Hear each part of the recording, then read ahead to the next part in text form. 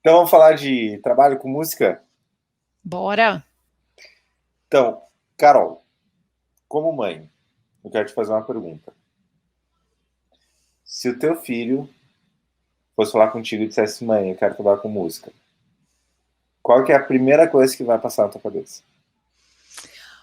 Hoje, Vamos depois fingir de que ele faz trabalhar, você. vamos fingir que eu não conhecesse a Fuceia, seria outra coisa. Porque hoje eu já ia falar, peraí, deixa eu pegar meu caderninho de contatos aqui, vamos já conversar com a galera que trabalha nesse mercado. Se fosse há 5 anos atrás, comecei na Fuceia, eu vou fazer 5 anos esse ano, hein? Então se fosse Olha só. exatamente há 5 anos atrás, eu ia falar, ferrou.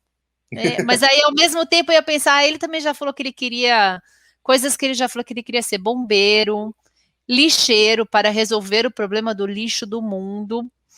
Não sei o que ele acha que ele poderia, né? Mas enfim, bombeiro, lixeiro, Produtor. desenhista, professor. Então eu ia falar, ai, que bonitinho, ele tá na descoberta, mas vamos fazer outra coisa? Vamos- Então, essa foi a exata reação dos meus pais quando eu falei que eu queria trabalhar com música. Tipo, que legal, Pedro, mas assim, engenharia não é uma boa também? Ou quem sabe administração? É uma preocupação porque, na verdade, o mercado da música, que é? Onde é que a gente manda currículo quando a gente vai trabalhar com música? Né? Não tem várias empresas para trabalhar. Se a gente vai numa agência de emprego, eles não têm o contato da Anitta para ela contratar a gente. Então, é um lance um pouco. Não está muito na cabeça das pessoas.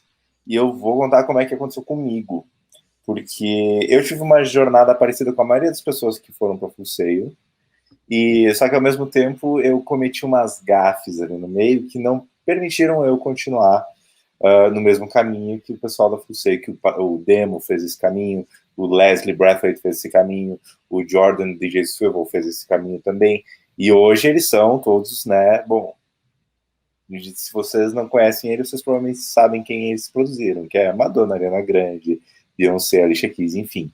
Os caras são o creme de la creme da indústria musical lá dos Estados Unidos. E todos eles começaram da mesma maneira que eu comecei, que é se indo para Full Sail, que já é um baita começo, é uma faculdade muito boa.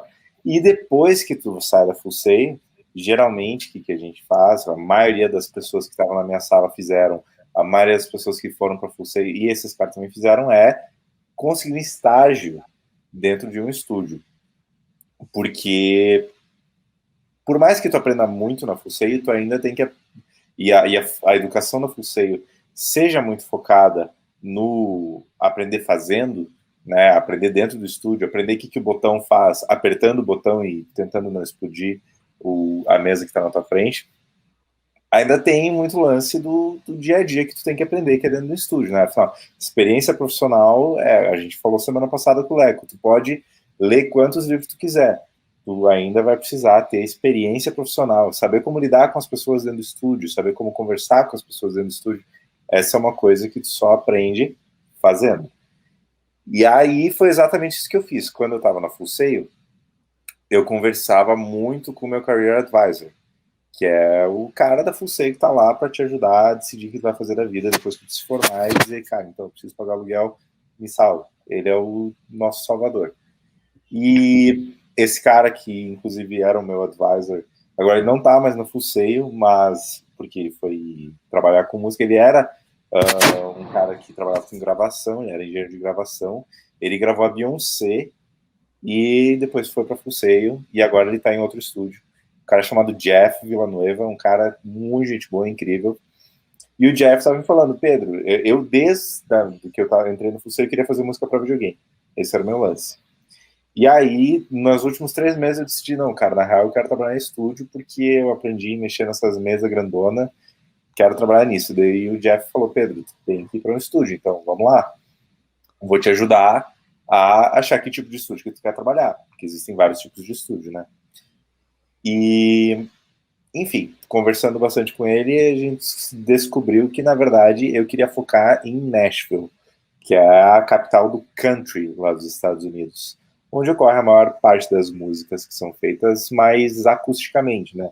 O lance de fazer música digital e música acústica lá em Nashville ainda tem muito violão, guitarra, bateria de verdade, enquanto Los Angeles, que é o outro centro de música lá dos Estados Unidos, é mais o lance do hip hop, música que não é orgânica, né, é sintetizada. E aí, só que antes mesmo de eu ir para Nashville, eu tava tendo aula na Full Sail ainda, e eu nem sei se eu posso falar isso na live, que tecnicamente a gente não deve trabalhar antes de se formar. Mas antes mesmo de eu me formar na Full Sail, eu já estava trabalhando no estúdio lá em Orlando. E só que, como 99% dos primeiros empregos no campo da música, estágio quase nunca é remunerado. E isso é um desafio para muitas pessoas, mas é a realidade. Porque o mundo da música, antigamente, os estúdios, grandes estúdios, antigamente eles tinham muito dinheiro, porque tudo precisava ser gravado em estúdio. Hoje, já não é assim. Hoje todo mundo consegue fazer Bom, a Billie Eilish ganhou o Grammy gravando de casa. Então, tanto em Nashville, que é uma cidade que tinha um estúdio a cada esquina, um monte de estúdio fechou para virar... Bom, os estúdios estão se virando de outras maneiras, além de só gravar música, para manter as portas abertas. Então, é irrealista tu esperar que tu vá lá, sendo que tu não vai conseguir comandar uma sessão de primeira, porque tu tem muito a aprender ainda, tu vai ser assistente do assistente, e os caras não vão querer te pagar. De primeiro, tu tem que provar o teu valor para tu ser pago. Mas, Pedro, não é meio... Eu lembro na época que eu me formei, que faz mais de 20 anos, era meio que a mesma coisa, assim, eu fiz arquitetura. Se você quisesse trabalhar no escritório do Rui Otaki, do Carlos Bratic, que eram os grandes arquitetos no momento, era meio assim, você tinha que fazer um baita processo seletivo, ficar na fila, rezar para passar, e não era remunerado, porque você vai ter a honra de trabalhar com esses caras, e você vai poder botar no seu currículo que você fez um estágio, e já era declarado, assim, que muito provavelmente não haveria efetivação, porque era mão de obra ali de estudante, gente que está aprendendo, você fica 6 meses, assina um contrato de 6 meses, trabalha por nada, zero, para poder ter aquela experiência no teu currículo. É meio isso, né? Mas eu acho que com música talvez seja ainda mais, porque você vai nos estúdios que estão gravando os caras também, né? Os mais bacanas, meio que esse racional, né? Você vai ficar aqui tantos meses, mas você vai poder sair daqui dizendo que você gravou nesse estúdio, ou que você estagiou nesse estúdio. Quando você estagiou, essas personalidades gravaram os seus projetos aqui, não é isso? Com certeza. E é o esquema de oferta e demanda, né? Se tu não está disposto a fazer de graça, pode ter certeza que tem uma fila de pessoas que está disposta a fazer de graça. Então, tu não tem que só apenas estar disposto a fazer de graça, tu tem que ser melhor que as outras pessoas que estão dispostas a fazer de graça.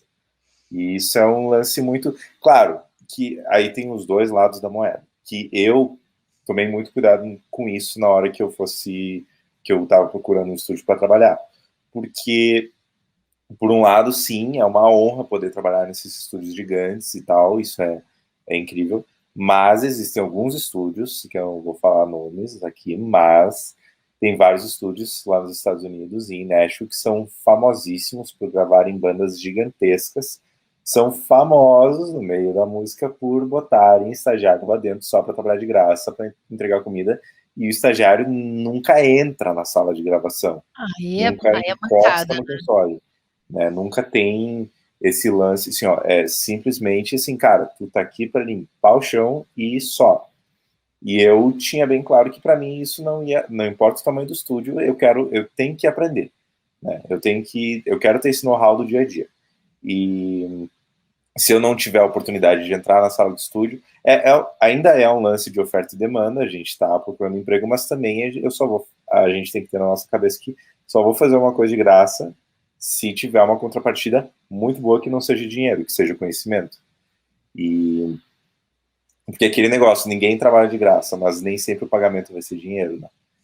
E foi exatamente isso que eu encontrei nos 2 estúdios que eu trabalhei nos Estados Unidos. Primeiro eu trabalhei em Orlando, num estúdio chamado Real Feel, que foi bem interessante. Eu trabalhei uma semana lá, porque logo depois eu me formei e eu recebi uma oferta do estúdio de Nashville.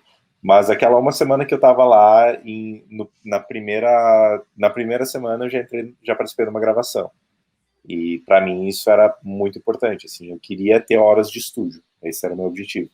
Foi bem legal, eu tinha que, ao mesmo tempo, isso é a parte não glamurosa da indústria musical, que quando tu tá começando, tu vai ter que ser faxineiro do estúdio, sabe? Tu vai ter que ser o cara que vai pintar a parede do estúdio quando precisar, né?